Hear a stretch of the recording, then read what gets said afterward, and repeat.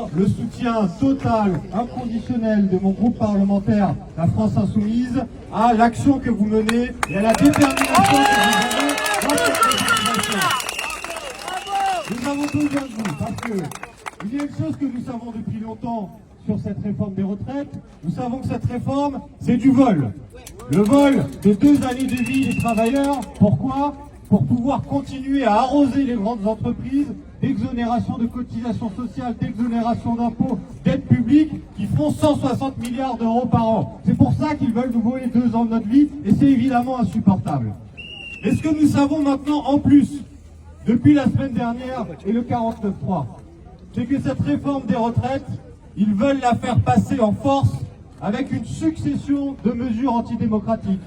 Déjà à l'Assemblée nationale, ils avaient fait l'article 47.1, ils avaient réduit le temps de débat.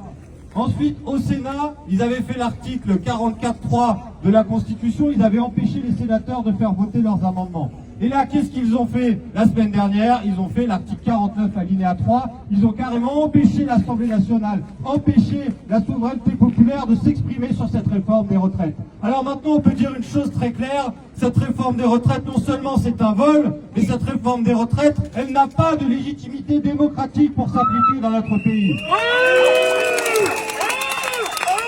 Mais ne nous en cachons pas. Si Macron a dû utiliser le 49.3, c'est parce qu'il est faible. Il a été affaibli par ces semaines de mobilisation.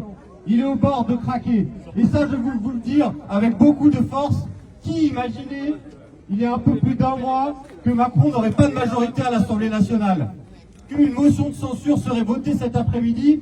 Je ne sais pas avec quel résultat, mais en tout cas, ça se jouerait à quelques voix près. Qui pouvait imaginer ça il y a 1 mois?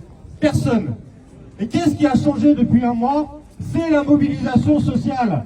Ceux qui ont réussi à mettre un genou à terre, à forcer Macron à mettre un genou à terre, c'est vous, c'est les grévistes qui ont fait tout le mouvement de cette politique, qui sont rentrés dans la lutte, qui se sont battus ensemble. Alors bravo, gloire à vous et à ce que vous avez fait depuis 1 mois. Vous êtes en train de changer l'histoire sociale depuis 1 mois. Alors maintenant, voilà, il s'agit de passer la dernière étape, il faut les faire craquer, et si nous voulons les faire craquer, il n'y a pas 36 000 solutions, c'est la perturbation de l'économie, c'est la désobéissance civile. Alors on est organisé, non violent, mais on est déterminé, et on va les faire craquer.